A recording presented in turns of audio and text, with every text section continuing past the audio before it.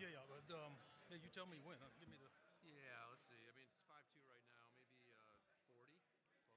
Yeah, sounds good. Enough time? Perfect. Okay. Brad's going to introduce you. Awesome. Okay.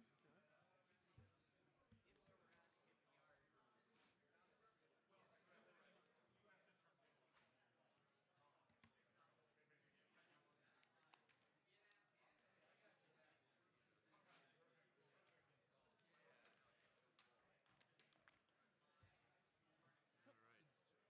Who's this? It's Dave Bligh. Hey, sir. Pleasure to meet you. Nice to meet I have you. the honor of introducing you. I Oh, hope you thank don't you very botch it, but since you're right here, if I goof something up, just correct All me right, on I the got spot. Is there a podium Right here? there. You're on it. Right Great. there. And is it like a Use the mic. perfect? Yeah. So let me hold this. I'll get us going. Thank you, sir, for joining us. Oh, my pleasure. My pleasure. All right, if you guys could find your seats, we're going to go ahead and get this going. Yeah, they're arguing. You can yell at them. Just tell them. Please take it. All right, all right, all right. We're going to get this going. If you guys could find your seats, please. Thank you. So, my name is Brad Snyder. By virtue of the fact that I'm the oncoming deputy for Dr. Thomas here at the Stockdale Center, I get the distinct privilege of introducing our keynote speaker this morning. I want to say thank you for everyone for participating. Thank you for everyone who put this together. I hope that everyone is enjoying this as much as I am. Coming at this with fresh eyes, I think this has been spectacular.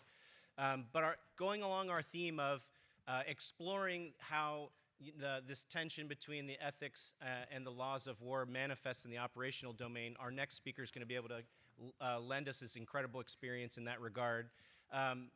Major General David Bligh hails from Athens, Pennsylvania, a graduate of Indiana University in Pennsylvania in 1988, commissioned into the Marine Corps as a part of the Platoon Leaders Course, serving both as an infantry platoon commander, then an infantry company commander. Returned to Athens, but actually this time in Georgia to go get his law degree at the University of Georgia. Served after stints in Camp Lejeune and then the air base at New River in North Carolina, deployed to Operation Iraqi Freedom as part of Task Force Tarawa. Then on to Okinawa, Japan as the staff judge advocate for the 3rd Marine Division, and then later the 3rd Marine Expeditionary Force. Went to Norfolk as the staff judge advocate for all Marine forces in Norfolk, then on to the deputy staff judge advocate for the commandant of the Marine Corps, and later the assistant staff judge advocate for the Navy. Sir, I want to thank you for your service, and I want to thank you for lending us your expertise and your experience today. It's my honor to give you the floor. Please welcome Major General David Bligh. Thank you, sir. Thank you very much. Hey, good morning to all of you. Thank you to the Stockdale Center and specifically General Whistler, sir, for inviting me, for giving me this opportunity today. I was asked to address how the law of war it may differ from ethics on the battlefield, and then the practical impacts it might have in combat operations. My remarks today are targeted at the cadets and the midshipmen here, as you guys are the future battlefield leaders. So for all the others, I apologize, but I'm going at the youngsters here, because they're going to be making the tough calls going forward. I'd like to introduce my senior enlisted advisor, Master Gunnery Sergeant Walter Bligh. So Master Guns Bligh is now in the, you're all Master Guns. So Master Guns is now in the legal community, but he started as an 0311 rifleman. And in Operation Enduring Freedom 1, he was that young Marine, that young private first class, with a rifle in the back of an Amtrak conducting offensive combat operations, having to make those calls about using force. So we're going to stick around for lunch later if you want to sit down and talk to someone. He's a little bit older than the folks you're going to start leading, but he can remind you and take you back to his time and how comfortable he was when going into offensive combat operations based on the training he received ahead of time. I'm going to outline a decision-making framework that I recommend you leverage to successfully lead your warriors as you employ force on behalf of the United States. We'll address the relationship between ethics, the law of war, and rules of engagement, and hopefully expound on a few items raised by Professor Walzer. And this is going to shift away from the academic theory and try to get at some examples to help you answer the question you should all be asking yourself is, how will I measure up when it's time to fight. I've included several battlefield examples, really heavily focused on OIF 1, the last time we used a significant amount of force in combat operations. And then finally, we're going to look at the fight, the environment that you're going to lead in the years to come. So this decision-making framework, we are teaching our Marine leaders to leverage this in all they do every day. As a leader, you're required to make a sound decision, not a perfect decision, right? So a sound decision is one which is reasoned and informed. Reasoned means systematic and intentional. Informed means a decision based on available relevant information. The applicable law, ethics, and policy are always relevant information, particularly on a battlefield. In other words, your task as lieutenants and ensigns, as a leader, is to make sound decisions informed by the law, ethics, and policy, and other relevant facts. So I view the relationship between the law of war and ethics on the battlefield very simply. The law of war says what you may do, ethics says what you should do. A just warrior always considers both before acting. Why do battlefield ethics matter? Let me borrow a quote from the character development module that's now being taught at the Marine Corps Basic School to all second lieutenants. And I quote, "We know from our experience in the study of warfare that an officer's character is the most important factor on the battlefield. It is not enough to be just technically and tactically proficient, such as understanding the law of war, in order to be a competent leader. Competence must be accompanied by exemplary character to guide the application of lethal force in a manner that is consistent with who we are as Marines. In other words, fight and lead with honor." Another practical aspect of adhering to a code of ethics in a combat environment is to assist your warriors when they return home, when they have experienced some of the worst in human behavior. An ethical warrior has a much better transition back out of the combat zone. In retired Marine Corps General Peter Pace, who as an infantry officer took over his first platoon in Way City during Vietnam during the Tet Offensive, addressed the need to ensure character development, values development, before going to battle. General Pace stated, and I quote, "To restrain the impulse to lash out and become hardened against civilians, servicemen and women need to decide before heading into battle what they would and would not allow themselves to do. If you haven't thought through who you want to be at the end of the day, you may not like who you are at the end of the day. As lieutenants and ensigns, you must be an ethical leader every day because your warriors are going to model their behavior on yours. That includes as you're doing operational training, you have to work ethics into everything you do." Okay, shifting to the law. As leaders, really simple, you're required to know the law of war and follow it, and you're also required to train your warriors to ensure they know the law and adhere to it. I want to take a moment here because there's a lot of academic discussion in forums like this, and talking to you as U.S. officers, what is meant by the term the law of war in the DoD. DoD uses the term law of war and law of armed conflict synonymously. The U.S. position on the law of war is distinct from what many in the international community refer to as international humanitarian law, which often focuses on the humanitarian aspects of the law of war and does not always consider the military necessity aspect. Though humanitarian principles are always important, the law of war is much broader. And as a military officer, I tend to view it my advice, and I weight with an emphasis on the principle of military necessity, which justifies the use of all measures needed to defeat the enemy as quickly and efficiently as possible that are not prohibited by the law of war. The Department of Defense's definition of the law of war illustrates this broader view by stating, "The law of war is that part of international law that regulates the resort to armed force, the conduct of hostilities, and the protection of war victims." As U.S. military officers, you will follow the law of war as outlined in the DoD Law of War Manual. You will not and must not limit your actions based on international humanitarian law interpretations. Okay, let's talk about some examples of law of war and ethics interaction. In the previous panel, talking with the human shields, operations conducted in an urban area where there are civilians and civilian objects. Whenever faced with this situation, the commander is required to apply the law of war principle of proportionality, which tells the commander he should not attack the military objective if the incidental injury, including death to civilians and damage to civilian objects, will be excessive in relation to the military advantage to be gained conducting the attack. And that military advantage is not limited to just a tactical advantage. It also considers the operational and strategic aspects. So in addition to conducting the proportionality analysis, which will create, I can guarantee you, you as future leaders will create some ethical dilemmas for you when you're trying to determine what is excessive. The law also requires you to take feasible precautions to reduce the risk to harm to civilian populations. Now, what feasible precautions, if any, you take is based on ethical, moral, political, and military grounds. For example, the United States dropped leaflets to warn civilian population of impending attacks. The IDF, as has been mentioned earlier, has taken steps, calling an apartment building, calling cell phones in an apartment building to let folks know there's an attack coming because there are Hamas fighters inside. They've also dropped knock-knock bombs to alert folks that there's a heavier strike coming to get the civilian populace out of the way.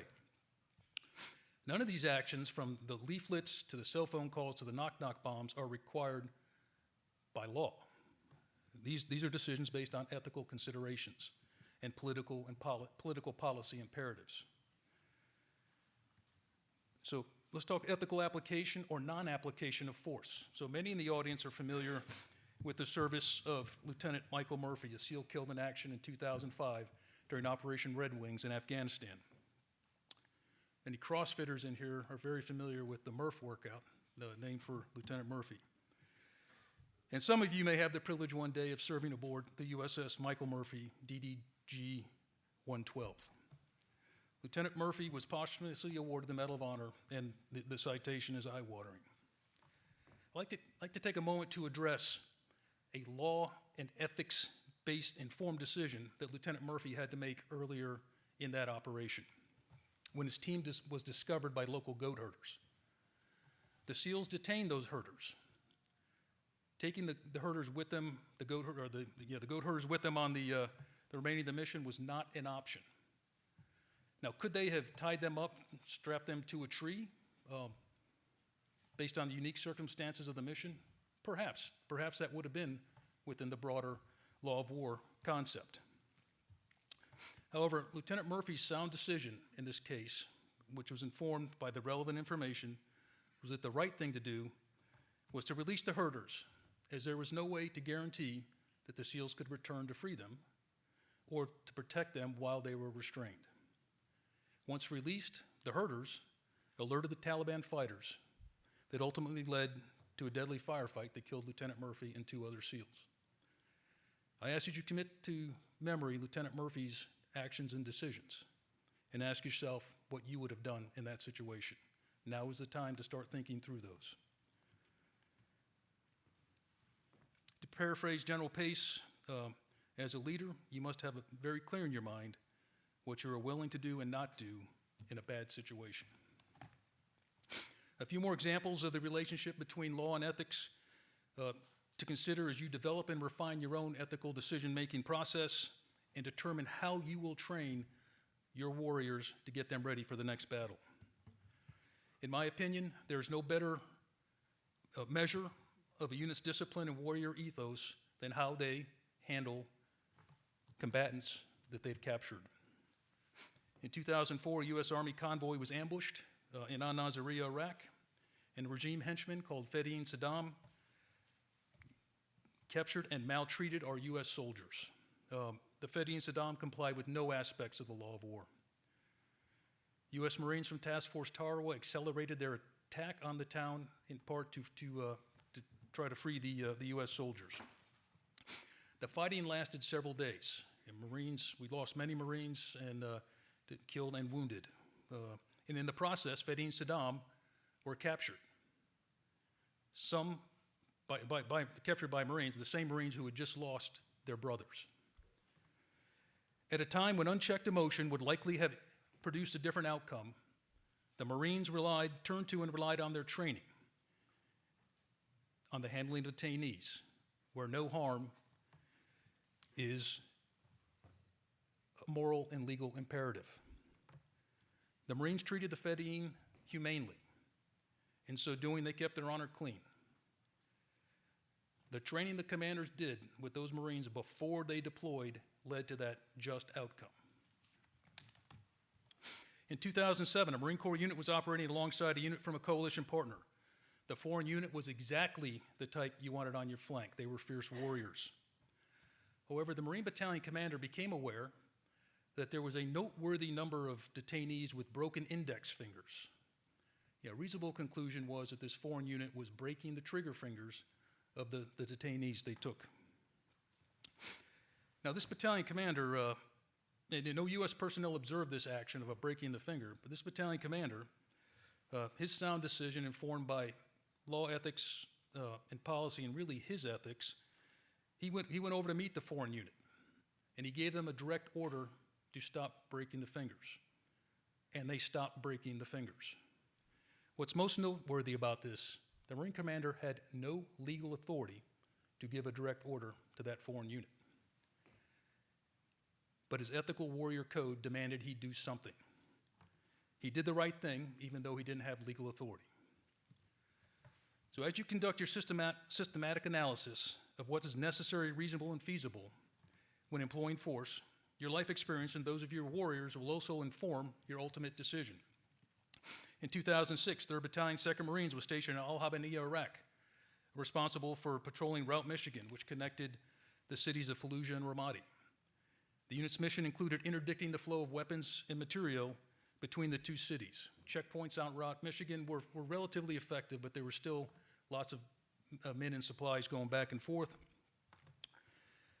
So one of the infantry companies discovered an unimproved elevated road along the Euphrates River between the two cities, which could not be patrolled by U.S. vehicles due to the threat level and was too far to make foot patrols feasible.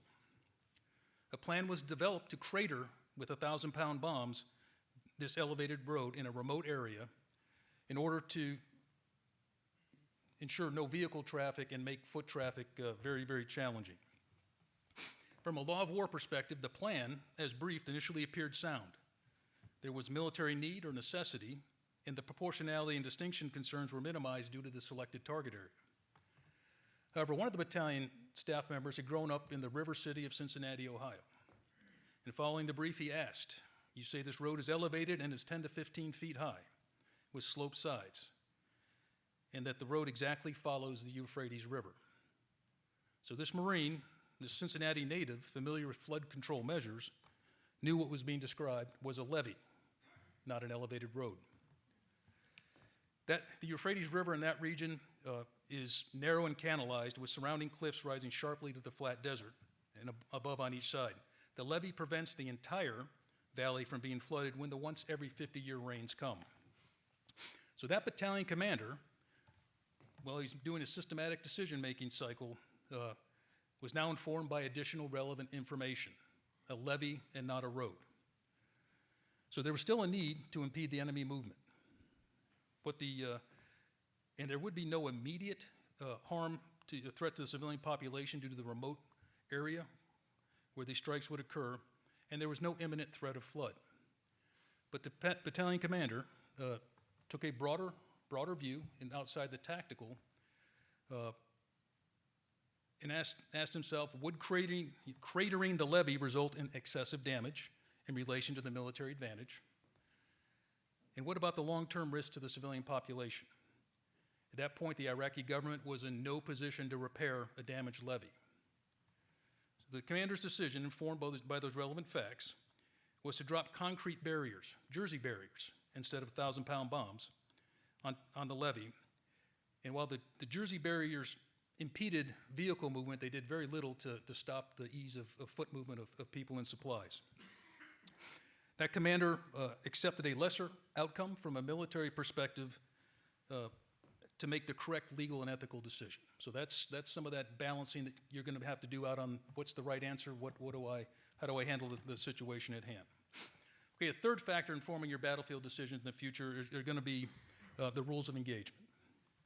Okay, the law of war is very, very broad, grants a lot of authority, what you can do to bring about the defeat of the enemy as quickly and efficiently as possible.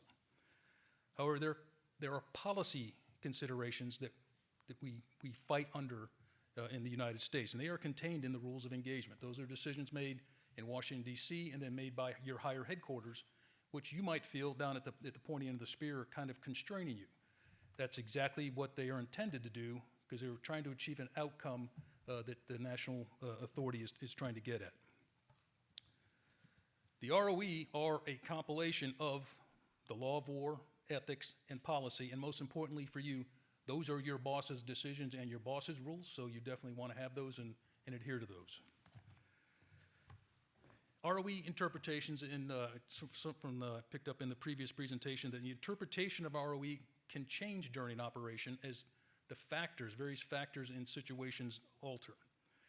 For example, under the law of war, when one is doing the proportionality analysis due to the presence of civilians, the level of collateral damage considered excessive could be different in a large-scale combat operation as it is in a counterinsurgency operation.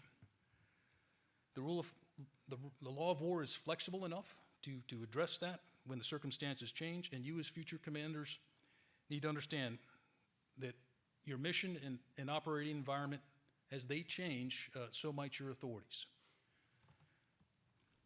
A quick example of the flexibility of the law of war and some ROE modifications.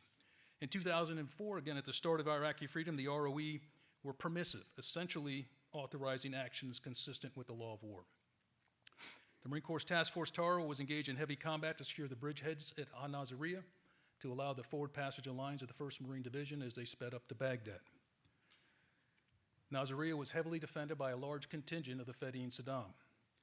After securing the bridgeheads, Task Force Tarawa obtained highly reliable information that the remaining Fedayeen Saddam in the area were undertaking a pre-planned operation, leveraging innocuous comments on the radio to assemble their forces down at the Al-Naziriyah train station to then execute an attack on U.S. forces.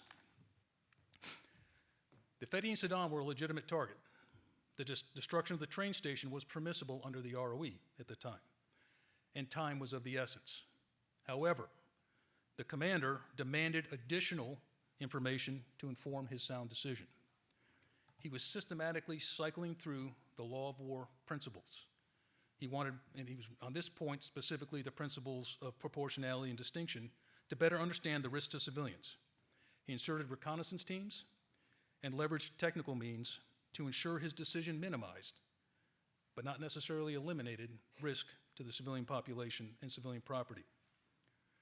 This was a time in the war when there was not a lot of excess capacity of sorties, of jets just flying around with precision-guided munitions available for on-call targets. So the air was not an option to strike this large formation of enemy at the train station. So the commander leveraged the weapons and weapons platforms that he had available. A Battalion 9 artillery fire mission was ordered. For awareness, that means 16 artillery tubes fired 9 rounds apiece. 144 rounds of 155 millimeter munitions destroyed the enemy that night. The train station and some surrounding buildings were damaged as well. The civilian population, fortunately, the civilian population, as confirmed by the recon teams, had abandoned the area due to the fighting the previous days. The commander, how ROE can shift though, and that 2004 decision was a good shoot under the ROE at the time. But by 2008, that fire mission would not have been permitted in Iraq for policy reasons, and due to the offensive combat operations having shifted into a counterinsurgency operation. As a matter of policy, we had shifted to try to achieve zero to next to no harm to civilians and civilian property. So the learning point there is Had you deployed in 2004 and then come back in 2008 as a more senior commander, the rules you practiced under, or operated under in 2004 were no longer valid. So it's very, very important to always stay current with the rules that your bosses have put out there. Let's talk to the next fight, which is the most important part of this presentation. That's your decision-making as you lead your warriors against a near-peer competitor in all domains of warfare, across land, sea, air, space, information, and cyber.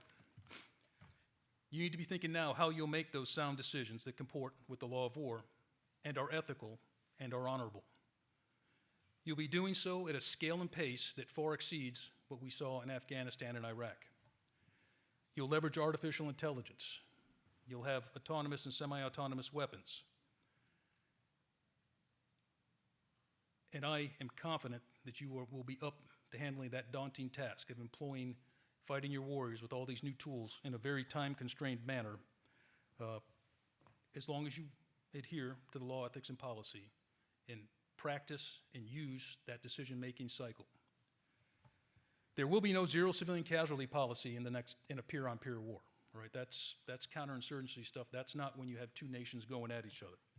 The proportionality rule remains the same, but the context changes, so the analysis changes. While we always seek to minimize civilian casualties, what if the near-peer competitor places its anti-access area denial A2AD weapon system in amongst its civilians? And what if that weapon system could strike an amphibious assault ship with thousands of Marines and sailors aboard? Let's assume you're the commander that needs to strike that weapon system in order to permit our forces to maneuver, and you know there will be civilian casualties. So you're the commander now, you need to strike this weapon so our assault ship can move. You know you're going to harm civilians. Your ROE analysis, that's just the first part of it, or your law of war analysis, you're working your way through this. You must also consider, the resulting harm to civilians. Is it excessive? And then is there a way to minimize or mitigate that? Is there a way to weaponeer? Is there a way to use a particular munition to limit the effects apart from the hitting the weapon system itself?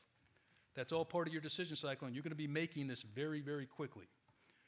So let's say you conclude that striking the enemy weapon is within the law of war. It's the right thing to do ethically to ensure the safety of our personnel aboard that assault ship. However, there's that other set of factors you have to consider, and that's the policy factors, and that's the rules of engagement. Even though that, again, the law may have permitted, your ethics say, yep, that's good. The ROE may restrict your decision space. Let's just say that there's a policy goal to not escalate the conflict, so you're restricted from striking that weapon.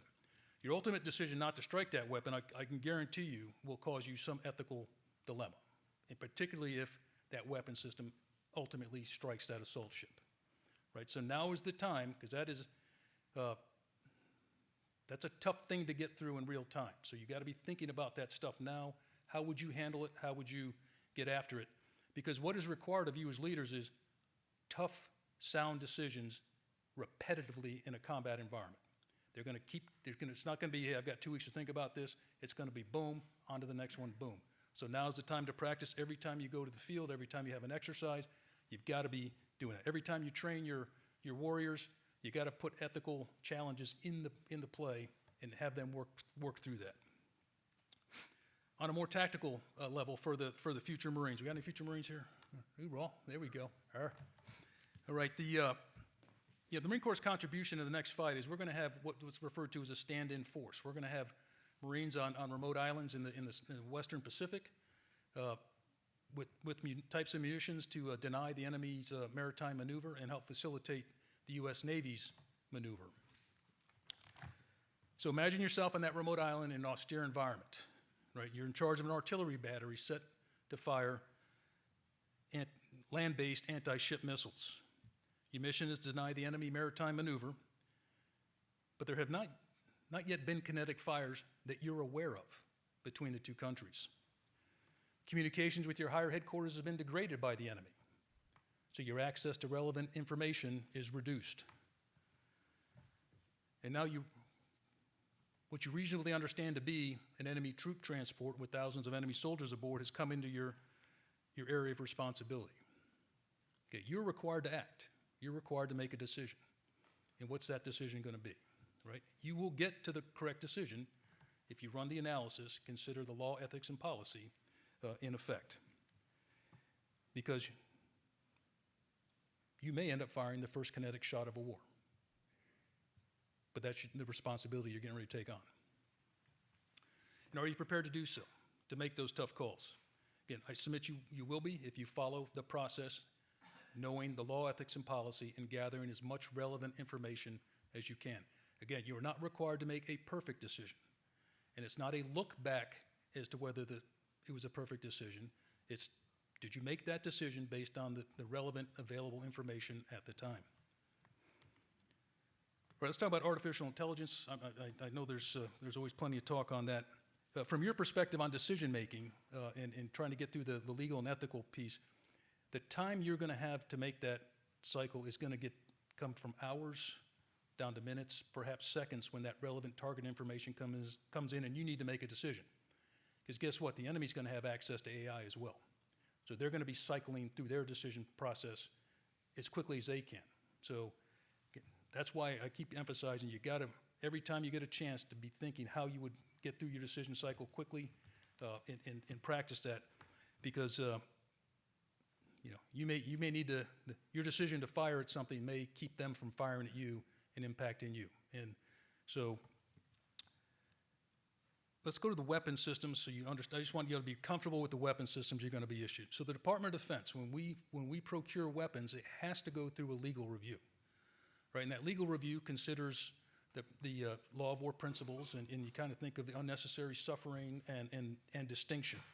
So every time one of the services wants to get a weapons platform or a particular weapon, the lawyers get involved. They do the legal review, and what they do. The legal review is when that weapon is used for its intended purpose, because you can't think about every potential use of that weapon. You're looking at, does that weapon cause unnecessary suffering or superfluous injury? Is it designed to do more than it needs to do? That's part of that legal analysis. Also, on the principle of distinction, think about the Germans' V-2 rockets in World War II. They had no guidance system, right? There was no way to distinguish, have any distinction between who that was going to hit. A legal review inside DoD would not permit that weapon to be procured and fielded. And then finally, that legal review looks at, are there any other national laws or policies that would prohibit the use, and if it does, why would we buy that particular weapon? The takeaway for you as lieutenants and ensign, any weapon or weapons platform you are issued is lawful. Right? You still have to make that sound decision to ensure that weapon is employed in accordance with the law of war, ethics, and the rules of engagement. A quick note, when you see an ROE in the future, there's always a prohibition on personal firearms. One of the reasons that's in there is because there's been no legal review, right? We can't have U.S. service members using a weapon that has not undergone that legal review. Right, technology in the law of war. Is technology going to outpace the law of war? Yeah, I think not. Okay, it's maybe a little more complex, but we're still going to get after it as technology develops. The law sets broad parameters on what can be used and done in combat, and application of these newer technologies has to stay within the law of war. So as we approach development of autonomous, semi-autonomous weapons and artificial intelligence, the Department of Defense has set guidelines that ensures that as these items are brought out, fielded, and techniques, tactics, and procedures are developed, that it does so to ensure that these things are employed within the law of war. For example, for autonomous weapons, we have to minimize the probability and consequences of failure of autonomous and semi-autonomous weapons that could lead to unintended engagements. Further, with those weapons, they must be designed to allow commanders and operators to exercise appropriate levels of human judgment over the use of force, including the ability for trained operators to activate and deactivate functions. So these are the same unnecessary suffering and distinction considerations we use for more traditional weapons. So that as we're developing these autonomous weapons, they're getting the same look and the same legal review. The use of AI capabilities in autonomous or semi-autonomous weapon systems must be consistent with DoD's AI ethical principles, which requires that DoD personnel remain responsible for AI development and use. The information supporting AI must be traceable or auditable, and the AI must be tested for reliability, and the AI must be governable. Okay, so the Department of Defense is committed to ensuring that everything you get to use out on the battlefield complies with the law of war. But I'll state again, as with any weapon system, you are responsible for making the decision whether to employ based on the law ethics policy in the particular situation. I'll stomp my foot on this one again for the lieutenants and ensigns. Anything you draw from the armory, anything you're given, is a lawful weapon. All right, so don't fight like that. That seems like it's too science fiction. You're good to use it. The employment, though, of course, it remains you. Okay, so let me wrap this up so we have some time for discussion. So law of war and ethics inextricably linked. Your task is to train yourself and your warriors now to ensure before heading into battle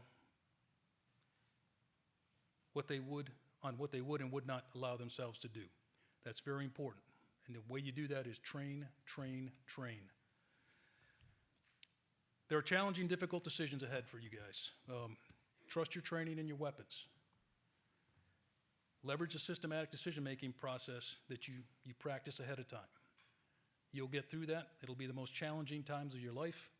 I know out here we have experienced warriors who had been in those situations. Trust your training, trust your decision-making cycle, and all will be good. And I wish you all Godspeed as you get to go out and lead in the greatest military in the world. All right, so that's too many services there. I was going to say Marine Corps, so I had to say military. So we're all. All right, with that said, that's kind of my prepared remarks, and I want to just.